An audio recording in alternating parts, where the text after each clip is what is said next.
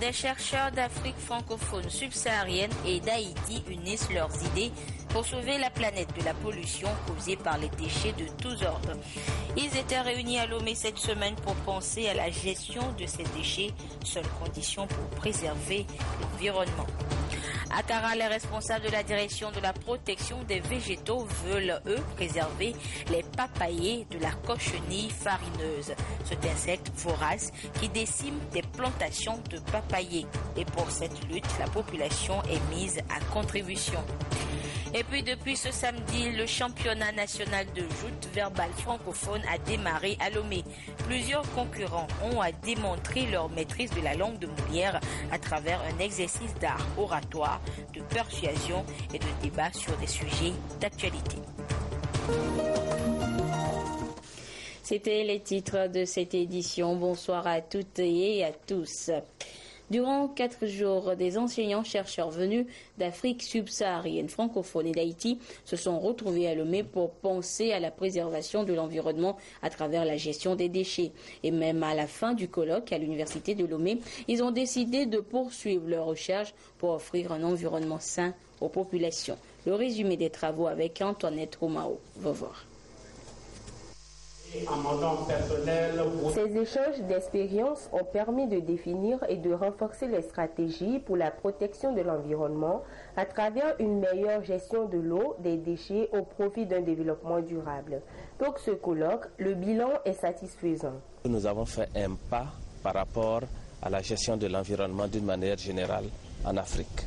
Nous sommes au début d'un processus encore et qu'il faudrait davantage stigmatiser des études de cas, mais surtout trouver des financements pour pouvoir mettre en œuvre un certain nombre de résultats obtenus au niveau de la recherche et que ça soit directement appliqué par des entreprises ou des ONG qui œuvrent dans ce domaine. Ces échanges vont nous permettre d'enrichir davantage ce que nous avons déjà entamé. Tout en se réjouissant des connaissances qu'ils ont acquises au cours de cette rencontre, les participants se sont réjouis des avancées du Togo en matière de protection de l'environnement.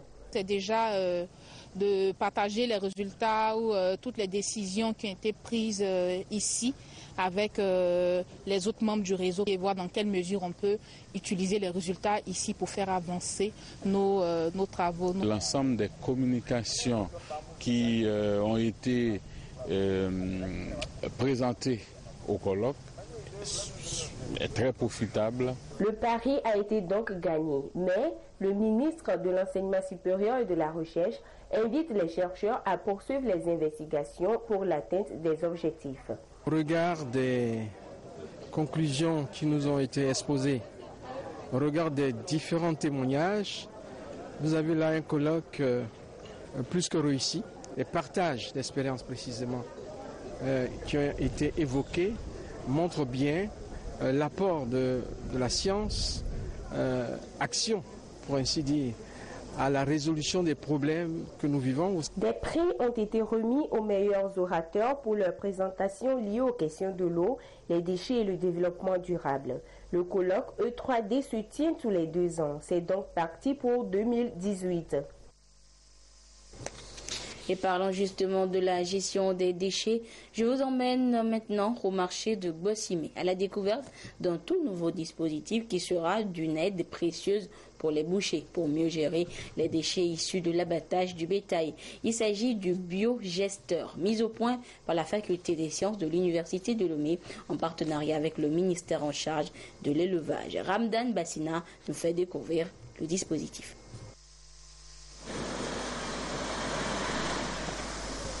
La problématique de la gestion des ordures de tout genre est un casse-tête en ce sens qu'elle est un réel défi de santé publique. Le ministère de l'Agriculture expérimente le biodigesteur pour gérer au mieux les déchets issus d'abattoirs. Ce dispositif réalisé par la faculté des sciences de l'université de Lomé est important car il y va de la préservation de l'environnement. Un biodigesteur, c'est une enceinte, un milieu qui n'est pas en contact direct avec le milieu ambiant. Ça peut être enterré totalement ou à moitié enterré. Et c'est ce milieu-là qui digère les déchets qu'on introduit, que nous appelons biodigesteurs. Dans nos pays africains, on ne fait pas l'enfouissement, mais on fait la mise en décharge. Ce qui produit là du gaz à effet de serre. Le produit de cette gestion donc, de traitement permet de substituer les conditions actuelles de brûlage de nos bêtes. En utilisant du charbon de bois et des bois, on contribue à la déforestation, ce qui est déjà mauvais. En réalité, il s'agit de valoriser les déchets organiques, lutter contre la déforestation et les gaz à effet de serre. Une initiative soutenue par la plateforme Ressources et l'Office national des abattoirs et frigorifiques ONAF. Nous avons des difficultés pour traiter convenablement les produits qui sont destinés à la consommation compte tenu de nos habitudes alimentaires. Mais c'est souvent traité avec des substances qui ne sont pas appropriées. Il fallait qu'on trouve un accompagnement. Parce que interdire, c'est bien, mais si on n'accompagne pas, ils vont dire, mais on n'a pas d'alternative, qu'est-ce que vous voulez qu'on fasse? À ce jour, Lomé dispose de 2 biodigesteurs installés à Bossimé et à Gouenivé. Une rencontre des jeunes des universités se tient à Kara en ce moment, organisée par le Junior World Entrepreneurship Forum. Cette rencontre a pour but principal de promouvoir l'esprit d'entreprise comme un moyen de création de richesse chez la jeunesse. L'ouverture de la session avec la correspondance de Nestor Mozo. Vitrine de l'entrepreneuriat panafricain. C'est sous ce signe que cette rencontre est placée. Un rendez-vous des jeunes universitaires de l'espace UEMOA, initié par le GIUF Togo, Junior Entrepreneurship Forum. Le GIUF s'est assigné comme mission de cultiver chez les jeunes le goût de création d'entreprise. Faire comprendre aux participants le concept étudiant-entrepreneur, partager et faire naître des idées au sein d'une plateforme internationale, ce sont quelques-uns des aspects qui seront décortiqués. Ce forum a pour objectif d'amener toute la population de la sous-région, là je parle de l'UEMOA, à s'imbiber dans le domaine entrepreneurial. Donc durant ce forum, nous aurons à enseigner les jeunes comment rédiger les projets, comment faire un plan d'affaires, comment chercher le financement. Donc ce format a pour objectif de former les jeunes dans le domaine entrepreneurial afin qu'ensemble nous puissions créer la richesse locale. C'est pour cela que nous avons dénommé ce forum la vitrine de l'entrepreneuriat panafricain.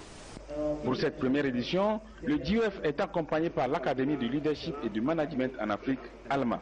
Le rôle de ALMA, c'est de parrainer, c'est d'être un mentor, c'est de pouvoir transférer des crédits de compétences, des crédits d'expérience et de permettre à la jeunesse de pouvoir amortir les chocs, les difficultés qu'on peut rencontrer en tant que jeune entrepreneur les 5 premières années et donc d'éviter la mort des jeunes entreprises et donc combiner excellence académique et entrepreneuriat. Au niveau de ALMA, c'est vraiment le volet pratique et opérationnel, c'est-à-dire que c'est les étudiants qui initient et nous accompagnons.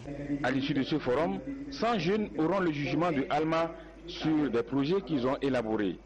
10 parmi eux seront sélectionnés pour bénéficier d'un appui de ALMA pendant 5 ans. Avant cette étape, les étudiants de cette académie qui se sont illustrés par leur travail ont reçu des tablettes en signe d'encouragement.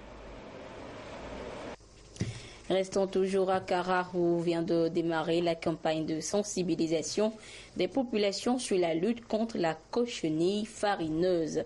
Une initiative de la direction de la protection des végétaux pour venir à bout de cet insecte qui s'attaque aux papayers et autres cultures. Nous retrouvons Nestor Mozo. Paracoccus marginatus ou cochenille farineuse, c'est le nom du ravageur qui fait de la papaye sa cible préférée. Le coton, le café, le cacao et le manioc font partie des cultures auxquelles elle s'attaque aussi. Soutenu par la FAO, l'Institut international d'agriculture tropicale et l'Agence suisse pour le développement et la coopération, le ministère de l'Agriculture mène une croisade contre cet insecte nuisible. À ce titre, une campagne de sensibilisation est prévue. Au niveau de la région de la Kara, elle est lancée à partir de cette rencontre. Ce ravageur est une menace pour l'agriculture togolaise, pour laquelle le gouvernement entreprend beaucoup d'actions pour que l'agriculture puisse se développer. La méthode de lutte adoptée, c'est la lutte biologique. Ça veut dire quoi? Ça veut dire utiliser des agents vivants pour lutter contre ce ravageur. Et l'agent vivant, c'est des petites guêpes microscopiques qui se multiplient par la cochenille. Donc les détruire comme ça. Donc dans le cadre de ce projet, il y a des projets de lâcher de cet ennemi naturel sur le territoire. Les lâchers ont été effectués à Komi, à Dacha, à Sotbois, à Kara et à Saint-Cassi. Afin que cette lutte biologique produise les effets escomptés, il y a des comportements à adopter. C'est d'éviter d'abord l'utilisation des pesticides. Au niveau des points de lâcher, il ne faut pas pulvériser pour pouvoir détruire la cochenille. Avec la lutte chimique, on ne peut jamais venir à bout. Maintenant, les ennemis naturels qu'on a lâchés sont très sensibles aux pesticides. Donc une fois que nous faisons la pulvérisation, on les détruit. Donc tout l'effort qui a été fait va se réduire en néant. Éviter aussi de couper ces papayes parce que du moment où l'ennemi naturel est là, il va se servir des cochenilles pour se multiplier et aller détruire d'autres cochenilles ailleurs. Troisième chose, c'est d'éviter de transporter tout le matériel infesté par la cochenille pour aller dans d'autres régions, dans d'autres zones, peut-être où la cochenille n'existe pas. La cochenille farineuse a fait son apparition en Afrique de l'Ouest par le Ghana vers la fin de l'année 2009, détruisant 85% des papayers dans ce pays. Au Togo, la prospection réalisée en 2015 a présenté des dégâts estimés à 44%. La quinzaine de la francophonie a démarré au Togo et dans ce cadre, une conférence débat a été organisée sur la promotion de l'entrepreneuriat des jeunes et des femmes pour l'atteinte des objectifs de développement durable en évitant le VIH-Sida. Une idée pour doter ces franges de la population d'outils nécessaires à leur autonomisation. Augustin Kossi, Charlotte Consimet. Les objectifs de développement durable ODD ne peuvent être envisagés sans l'implication des femmes et des jeunes. Une jeunesse en bonne santé, prompte à relever les défis liés à l'entrepreneuriat et à l'adéquation formation-emploi. Cette activité délocalisée de l'Organisation internationale de la francophonie sur le campus universitaire est destinée à renforcer les mécanismes d'autonomisation de la jeunesse. On constate aussi qu'il y a des secteurs d'activité où il manque de compétences. Cette inadéquation entre la formation et l'emploi est un défi majeur auquel il faudrait faire face sans trop tarder. C'est ce qui va permettre à la jeunesse de participer activement au programme de développement. C'est la jeunesse que nous devons construire pour la relève de demain. Et si nous mettons en place un système de formation efficace pour des jeunes qui sont malades ou bien qui doivent mourir dans 2 ans, dans 3 ans, vous voyez que l'objectif qu'on s'est fixé ne pourra jamais être atteint. Le bien-être de la jeunesse reste donc un des grands objectifs du développement durable. Et le thème choisi à cet effet s'y prête bien. Entrepreneuriat des jeunes et femmes sans VIH-Sida pour l'atteinte des ODD. Il s'agit ici d'aider ces cibles à s'assumer et à s'affirmer dans la société en tant qu'acteurs dans la riposte au VIH-Sida. Il y a la question de l'éducation, de l'information, mais aussi l'autonomisation qui essaye de diminuer donc cette vulnérabilité et fait que la femme puisse avoir des capacités à faire face et à prendre en charge ses propres problèmes et qu'elle puisse avoir sa place dans la société. Cette conférence débat, l'une des activités de la quinzaine de la francophonie au Togo, est organisée par le Centre des œuvres universitaires de Lomé avec l'appui financier de l'ONU-SIDA. Elle entend contribuer à l'amélioration des conditions de vie de la jeunesse à travers la sensibilisation et la conscientisation des jeunes. La francophonie va en guerre contre le VIH-Sida et l'ONU, de son côté, veut venir à bout des abus sexuels commis par les casques bleus dans plusieurs pays. Le Conseil de sécurité de l'organisation a voté pour la première fois de son histoire une résolution qui condamne ces actes. Les tests imposent également une série de mesures punitives aux États contributeurs de contingents dont les soldats seraient coupables de ces écarts de comportement. Les précisions avec Luc Assis. C'est un scandale qui ternit l'image des soldats de la paix depuis des mois. Des cas d'abus sexuels répertoriés dans plusieurs pays où l'ONU a déployé ses casques bleus. Critiquée pour son manque de réactivité, l'organisation a décidé de prendre des mesures radicales. Le Conseil de sécurité a adopté une résolution pour rapatrier des contingents entiers de soldats en cas de soupçon de nouvelles agressions sexuelles.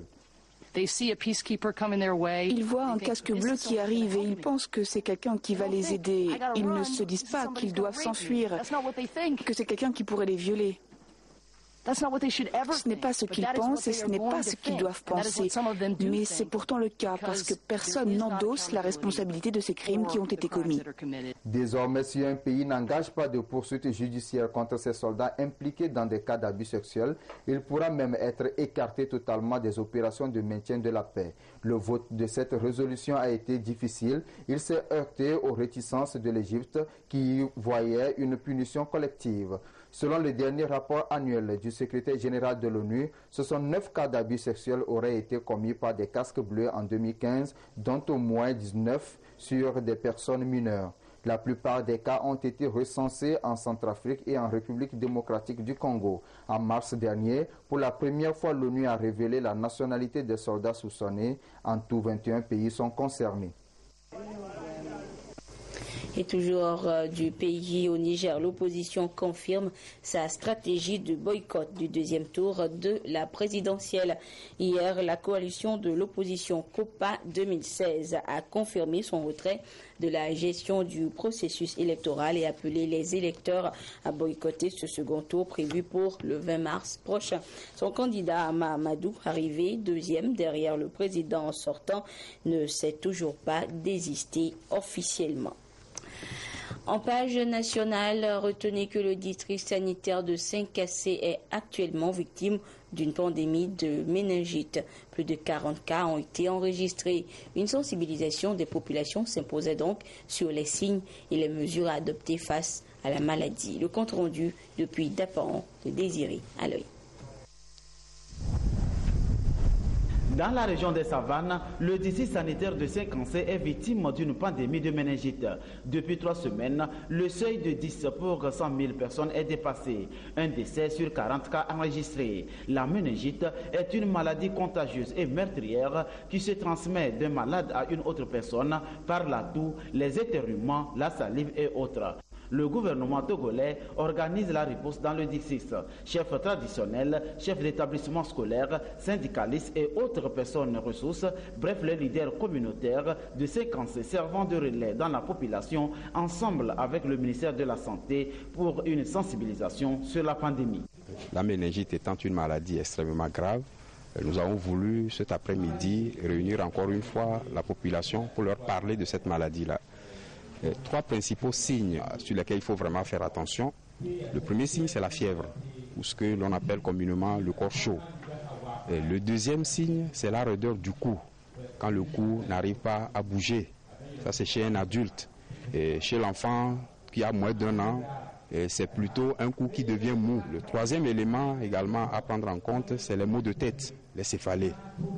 Et chez les enfants, on peut avoir des crises convulsives, la fontanelle antérieure qui est bombée. Donc voici les principaux signes qui peuvent faire évoquer la méningite. La vigilance doit être à l'ordre de mise. J'aimerais exhorter la population de Saint-Cassé à, devant les signes que nous leur avons expliqués, les maux de tête, la fièvre, le vomissement et surtout la raideur de la nuque, de ne pas traîner à la maison, mais de se rendre rapidement dans la formation sanitaire où le gouvernement a mis en place des médicaments et la prise en charge est gratuite. Tout ce qui sera fait dans le compte de la prise en charge de la méningite est gratuit. Si une fois qu'on traîne, soit c'est le décès ou soit c'est les séquelles. Les gens qui vont guérir, mais qui vont garder soit des surdités, soit des paralysies, ou soit des enfants qui ne vont plus évoluer correctement à l'école. Donc, nous exhortons tout le monde à se rendre à la formation sanitaire devant quelques signes que ce soit. Mosquées, églises, établissements scolaires, gares routières et autres sont mis à contribution pour une large diffusion afin de faire face efficacement à la maladie. Plus tôt le malade est pris en charge, plus il a la chance de guérir. Passez donc l'information. Je ne vais pas dire de notre santé, mais de...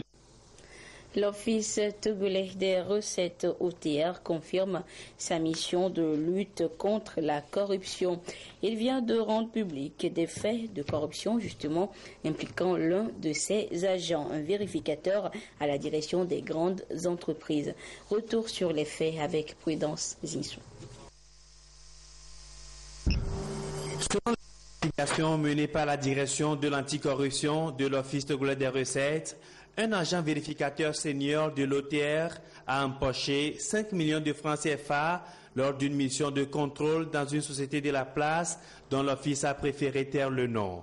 L'affaire serait passée entre 3 personnes. L'agent vérificateur, un prétendu chargé de mission à la présidente de la République et un expert comptable. Tous sont actuellement dans les mains de la police judiciaire pour des compléments d'enquête. Sur les honoraires de l'expert comptable, qui était de 15 millions, 5 millions ont été donnés à notre collègue.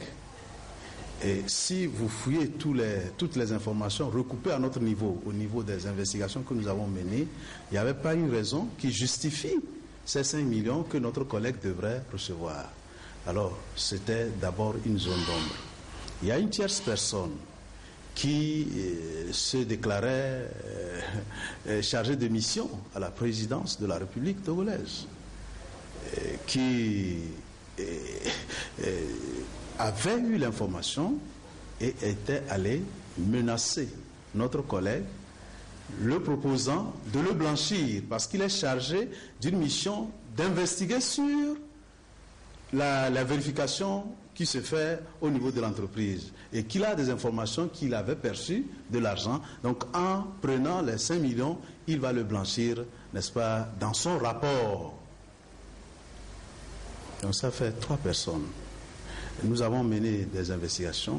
Nous avons découvert que les allégations que notre ami qui se disait chargé de mission à la présidence ne tenait pas debout. Et notre collègue malheureusement a perçu indûment une somme de 5 millions. Et quand nous rapprochons tous ces faits à notre code de conduite et de procédure disciplinaire, vous comprenez aisément que notre ami, n'est-ce pas, est impliqué sérieusement et lourdement dans les actes de corruption. La direction de l'anticorruption invite donc tous les agents au respect des principes et valeurs de l'OTR dans leurs différentes missions. Nous demandons et nous implorons que chacun de nous fasse une analyse de conscience. Le passé, c'est le passé. Tournons-nous vers l'avenir, travaillons pour l'intérêt de cette nation, protégeons ces deniers que nous devons, n'est-ce pas, aider à lever pour l'intérêt de la nation. L'OTR entend parvenir à la tolérance zéro en matière de corruption au sein de ces 2 régies financières, impôts et douanes. Cette institution dispose de plusieurs outils à cet effet, notamment le code de procédure disciplinaire, le numéro vert, le 8280, pour la dénonciation de tout acte de corruption ou de fraude, la déclaration des biens pour les agents. Depuis samedi dernier se tenait dans notre capitale la conférence internationale de l'association Wycliffe et de Séverine in Mission SIM. Après 7 jours d'échanges d'expériences et de partage sur la vie chrétienne, les missionnaires évangélistes et pasteurs du Togo, de la sous-région et d'Europe sont désormais outillés pour apporter leur contribution à l'émergence du christianisme tant sur le continent noir qu'en Europe. Des précisions avec Dodo Hari. Cette rencontre internationale initiée par les associations Serving in Mission et Wycliffe est destinée à favoriser la cohésion entre les chrétiens d'Afrique et d'Europe et répandre l'évangile. Ceci en vue de promouvoir le christianisme et accomplir au mieux la mission d'évangélisation. La vie chrétienne ne se vit pas dans les murs de l'église, mais ça vit dans le quotidien chaque jour. Là où on travaille, là où on est en relation avec les voisins, c'est là où ça doit se vivre. En vérité, d'une manière correcte, d'une manière fiable. Pour les missionnaires et évangélistes qui ont fait le déplacement du Togo, il est temps de propager la bonne nouvelle reçue dans leurs églises respectives. À travers les enseignements et aussi à travers les rencontres, tu as ouvert mes yeux pour connaître davantage la CIM, pour comprendre aussi, nouer des relations avec les frères de la CIM et aussi se mettre au travail. Les associations internationales Serving in Mission et Wycliffe œuvrent pour la promotion et la traduction de la Bible dans diverses langues. Depuis hier et ce jusqu'au 14 mars prochain se déroule la semaine du film des écoles du cinéma. Une initiative pour promouvoir le 7e art dans notre pays et la culture togolaise en général. Les précisions avec Dédé Koussao et Nathalie Panégué.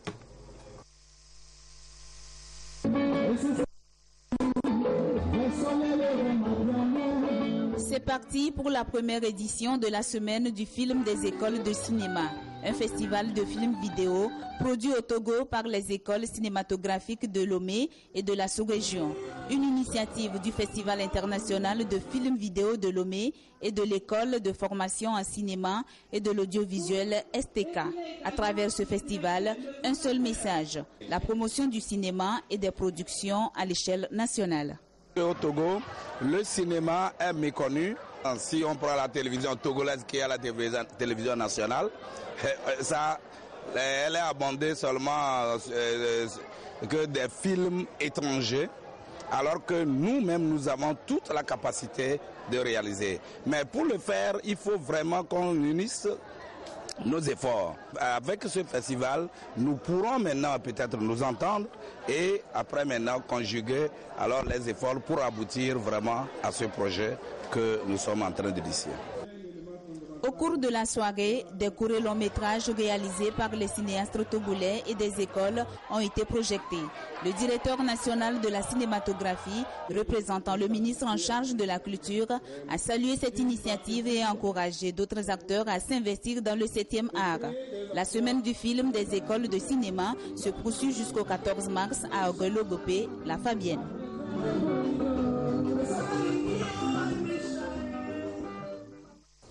Et avant de terminer, notez que la première phase éliminatoire du championnat national de joute verbale francophone a démarré donc ce samedi à Lomé. Pour cette journée, 8 équipes d'étudiants se sont affrontées dans un match d'art oratoire, de débat, de séduction du jury par un savoir parler sans faille sur des thèmes liés aux objectifs du millénaire pour le développement, aux objectifs de développement durable.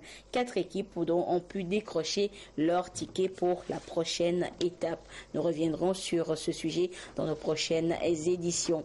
Et c'est sur cette information que se referme ce journal. Merci à vous qui l'avez suivi un peu partout grâce à la télévision togolaise. À 22h30, vous serez en compagnie de Edem Susukpo pour la dernière édition du journal. Au revoir.